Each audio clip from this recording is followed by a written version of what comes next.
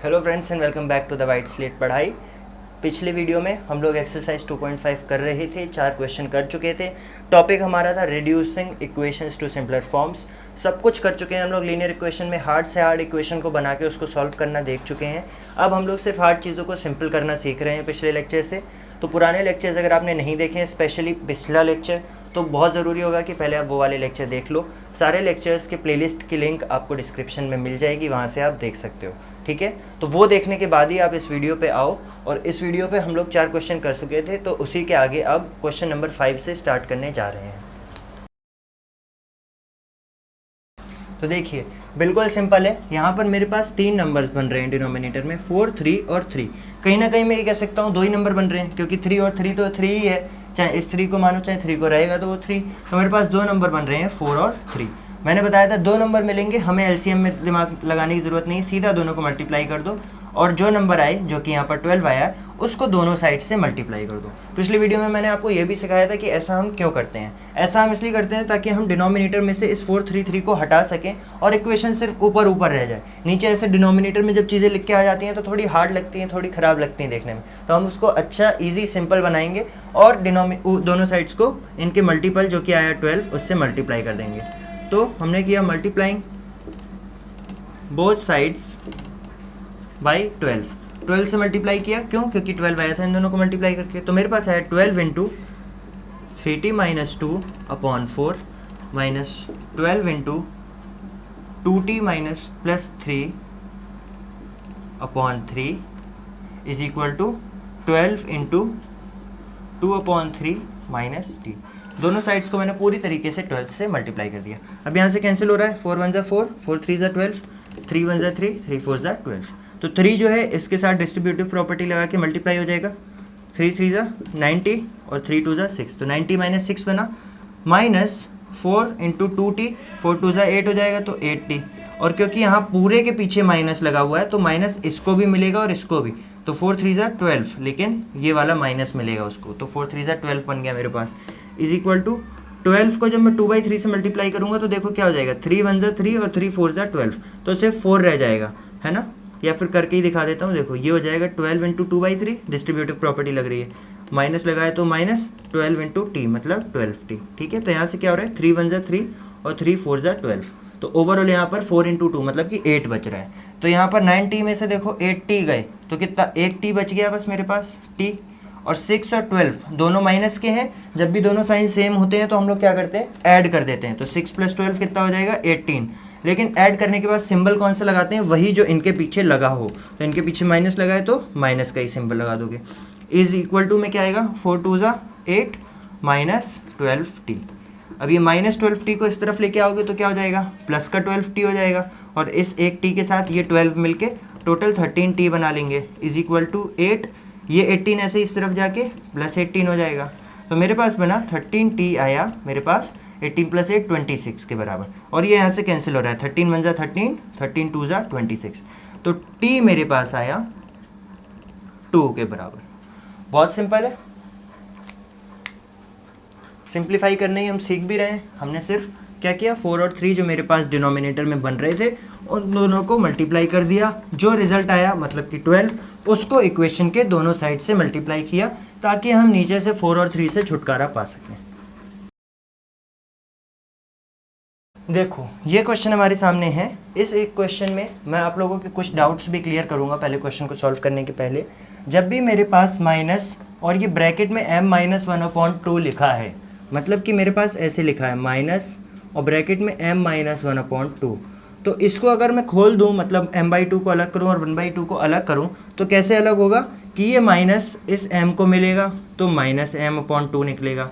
ये माइनस इस माइनस से जब मिलेगा तो वो माइनस और माइनस मिलके प्लस बना देंगे, तो ये 1/2 है जो वो प्लस का हो जाएगा। ठीक है, ये माइनस और माइनस मिलके प्लस बना देंगे। 6th क्लास से हम लोग सीख रहे हैं ये चीज़ें, इंटीजर के जो ऑपरेशन होते हैं प्लस माइनस के। तो ये इस तरह से खुलेगा। और ये जो ऐसे लिखा होता है -m-2/3, ये माइनस जो है वो इस अपॉन के साथ लगा हुआ है, इसका भी मतलब यही होता है कि ये एक तरह से आप ऐसा मानो ब्रैकेट में लगा हुआ है। तो ये माइनस m के साथ तो प्लस है, तो माइनस ही रहेगा, माइनस प्लस मिलके। तो -m/3 निकालेगा। लेकिन ये माइनस जब इस माइनस के साथ मिलेगा तो ये +2/3 निकालेगा। ठीक है, ये चीज़ आप ध्यान से समझ लो, बल्कि रिपीट पे एक बार और देखो कि मैंने अभी क्या समझाया, ताकि आपको अच्छे से समझ आए कि क्या होता है। और इंटीजर के ऑपरेशन भी मैंने रिवाइज करवाए थे पूरे अच्छे से एक लेक्चर में क्लास 6 के, जो कि जब हम चैप्टर 1 पढ़ रहे थे। फिर भी एक बार और रिवाइज करवा रहा हूँ कि माइनस और माइनस मिलके बनाते हैं प्लस जब मल्टीप्लाई होते हैं आपस में। यहाँ पर मल्टीप्लाई हो रहे हैं आपस में। ऐसे ही प्लस और प्लस मिलके भी प्लस बनाते हैं। इसको आप ऐसे भी याद रख सकते हो कि जब दोनों सिंबल सेम हो, प्लस प्लस हो चाहे माइनस माइनस हो, तब हम प्लस मिलता है हमें। ऐसे ही दोनों सिंबल अलग हों, अगर माइनस और प्लस आपस में मल्टीप्लाई होंगे तो माइनस बनाएंगे, या फिर प्लस और माइनस आपस में मल्टीप्लाई होंगे तो भी माइनस बनाएंगे। इसको आप कैसे याद कर सकते हो कि जब दोनों सिंबल अलग हो माइनस प्लस तो मेरा माइनस बन जाता है। ये था मल्टीप्लिकेशन के केस में। एडिशन के केस में भी ऐसा ही होता है। अगर माइनस माइनस लिखा हो तो हम दोनों चीज़ों को ऐड करते हैं, हालांकि ओवरऑल जो साइन लगाते हैं वो माइनस का लगा देते हैं, जैसा कि अभी हमने पिछले क्वेश्चन में देखा था। ऐसे ही अगर प्लस और प्लस लिखा हो तो भी हम प्लस करते हैं, लेकिन ओवरऑल साइन प्लस लगा देते हैं क्योंकि यहाँ प्लस था। ऐसे ही जब भी माइनस और प्लस लिखा होगा तब हम क्या करेंगे, ओवरऑल हम सब्ट्रैक्ट करेंगे क्योंकि दोनों सिंबल अलग हैं, और जो भी नंबर बड़ा होगा उन दोनों में से उसके पीछे माइनस लगा होगा तो आंसर माइनस लगा देंगे, प्लस लगा होगा तो प्लस लगा देंगे। ठीक है, तो जब भी अलग सिंबल आते हैं तब सब्ट्रैक्ट करेंगे, या फिर अगर मल्टीप्लिकेशन का केस है तो माइनस लिखेंगे, और सेम सिंबल आते हैं तो ऐड करेंगे, या फिर अगर मल्टीप्लाई कर रहे हैं तो प्लस में आएगा आंसर हमारा। तो यहाँ पर वही हो रहा है, मल्टीप्लाई हो रहा है ये माइनस एक तरह से इन सबके साथ, तो हमारा माइनस और माइनस मिलके प्लस बना देगा 1/2 और 2/3 के केस में। ठीक है, तो अब दूसरी चीज़ क्या है कि यहाँ पर 2 है और यहाँ पर 3 है, दो नंबर मिल गए, मेरे को सिर्फ 2 × 3 निकालना है। 2 × 3 होता है 6 के बराबर, तो मैं दोनों साइड्स को 6 से मल्टीप्लाई कर दूंगा। ठीक है, तो मल्टीप्लाइंग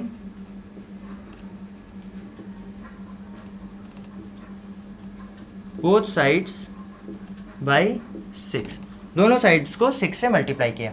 क्यों किया ये भी मैं बार बार रिपीट कर रहा हूँ, क्योंकि मुझे नीचे लिखी हुई चीज़ें अच्छी नहीं लगती हैं। ये क्वेश्चन को देखने में भी ख़राब बनाती हैं और करने में भी हार्ड बनाती हैं, तो मैं इनसे छुटकारा पाना चाहता हूँ। तो मैंने 6 से जैसे ही मल्टीप्लाई किया तो मेरे पास आया 6 × m - m-1/2 is equal to 6 × 1 - m-2/3।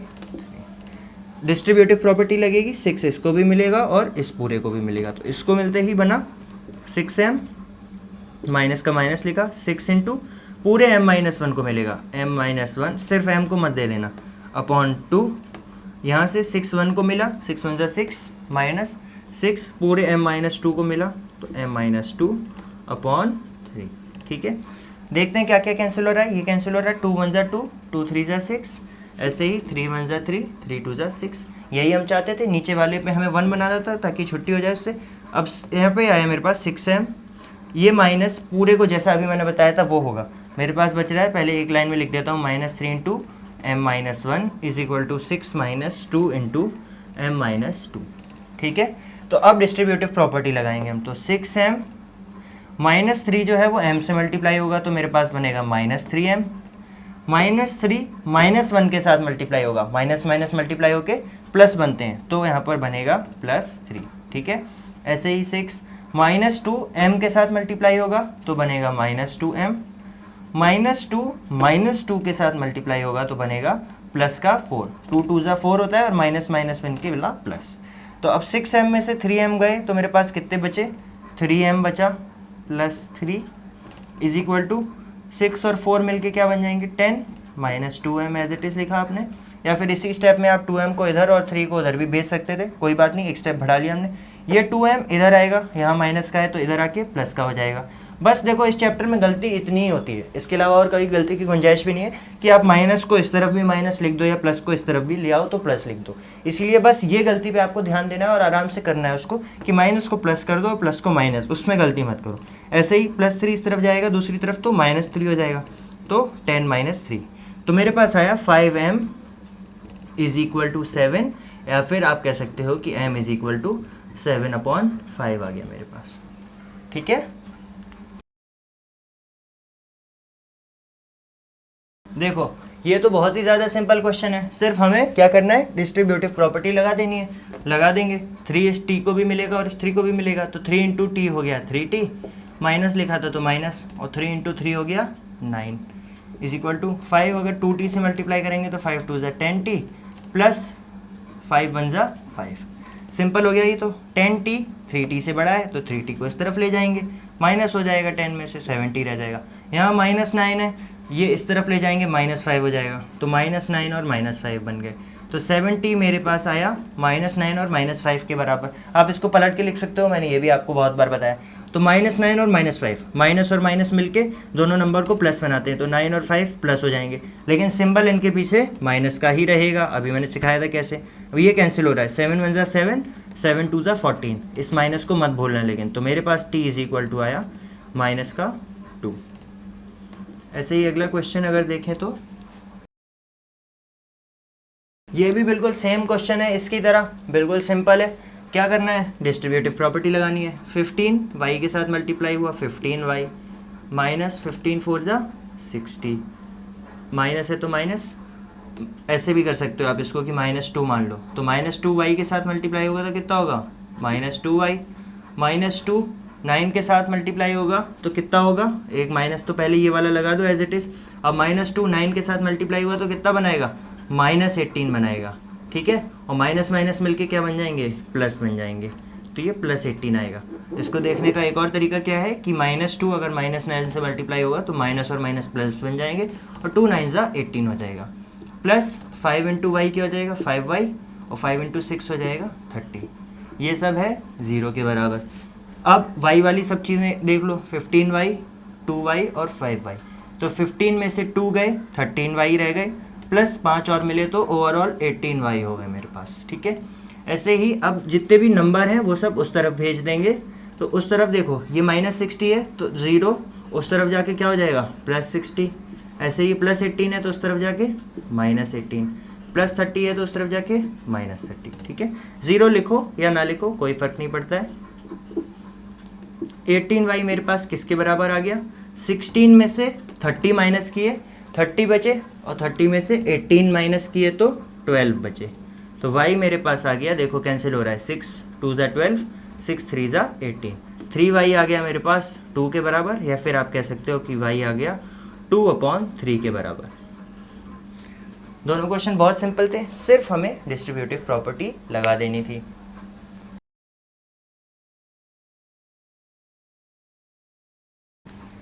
ये देखिए लास्ट 2 क्वेश्चन हमारे सामने आ गए हैं, ठीक है। अभी उस क्वेश्चन को देख के मत घबराओ, अभी इस क्वेश्चन पे फोकस करो।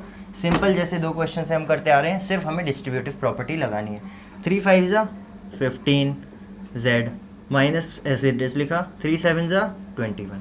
अब माइनस को या तो आप एज इट इज़ लिख के 2 को इन दोनों से मल्टीप्लाई करो, या ऐसा मान लो कि -2 को इनसे मल्टीप्लाई कर रहा हूँ, तो -2 इंटू 9z क्या हो जाएगा, माइनस का 18z, -2 इंटू -11 क्या हो जाएगा, प्लस का 22, 4 8 32z माइनस 4 13 52, और पूरे के साथ -17।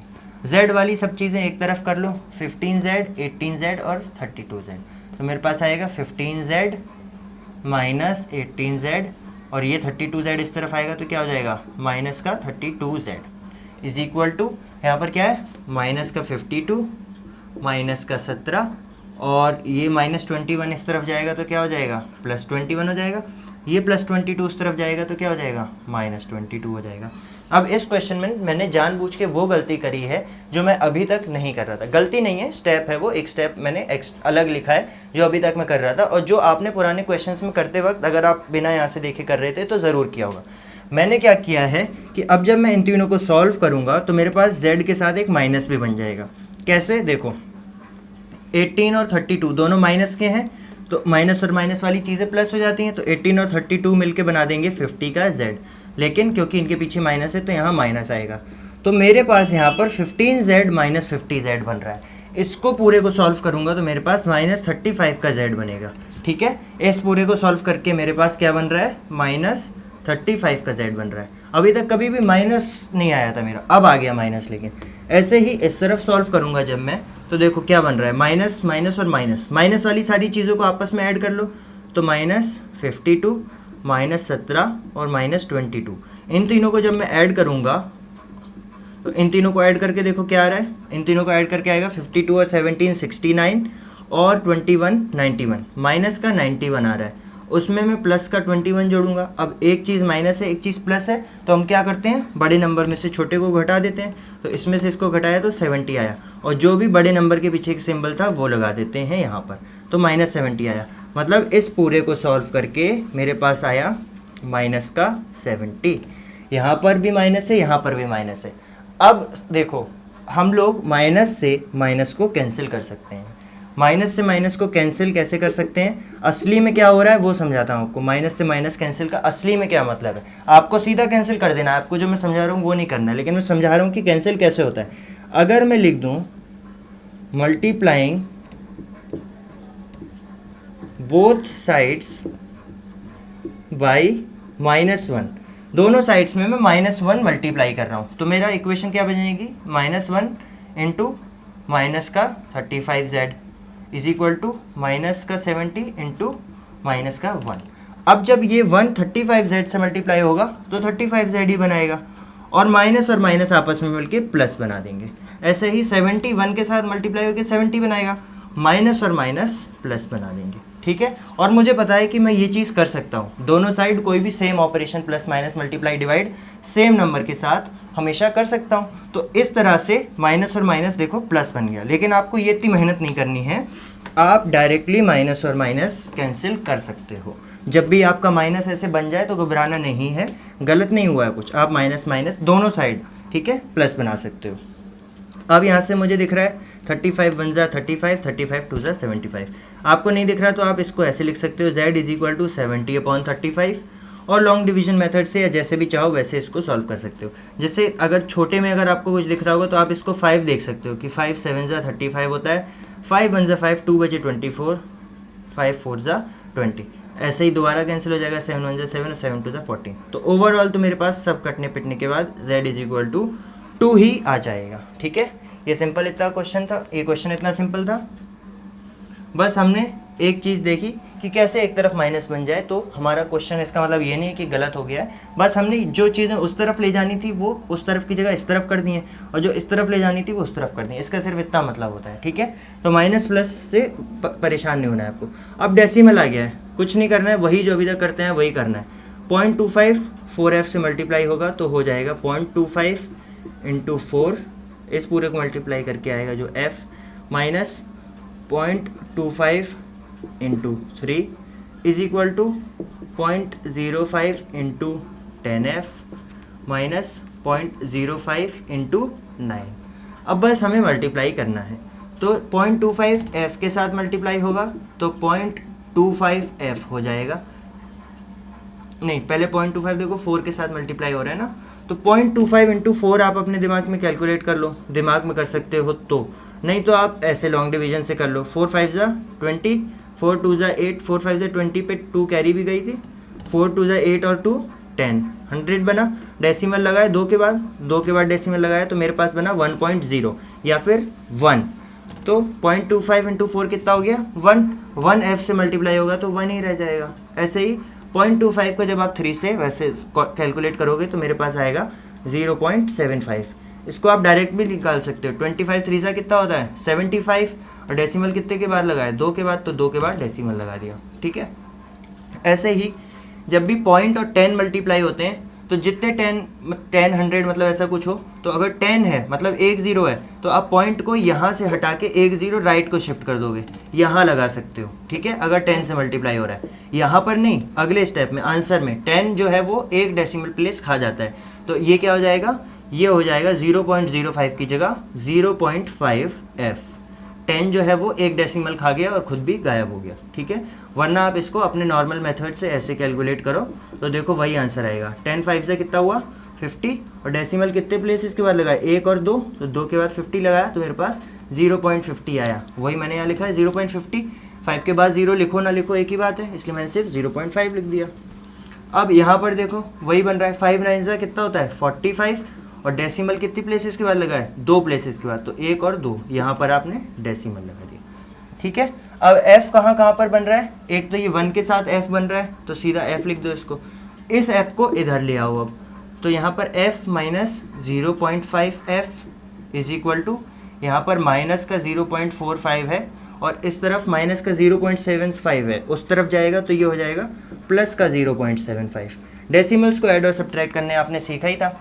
अब f जो है ये 1f है, 1 में से 0.5 आप सब्ट्रैक्ट कर लो, 1 में से आपको 0.5 सब्ट्रैक्ट करना है। तो ये सब्ट्रैक्शन कैसे होता था, अगर आपको पुरानी क्लास से याद हो कि आप 1 में से 0.5 सब्ट्रैक्ट करोगे तो ऐसे लिख लो इसको 1.00, जब भी किसी चीज़ के आगे पॉइंट नहीं लगाए तो 0.00 लगा दो।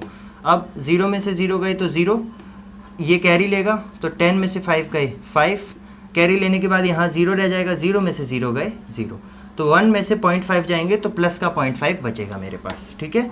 तो प्लस का यहाँ पर बचा मेरे पास 0.5f इज इक्वल टू 75 में से 45 डायरेक्ट माइनस कर सकता हूँ कि दोनों में ही 2 के बाद डेसिमल प्लेसेस डेसिमल लगा हुआ है, तो 75 में से 45 गए तो आया 30 और 2 के बाद चुपचाप डेसिमल लगा दूंगा, ठीक है।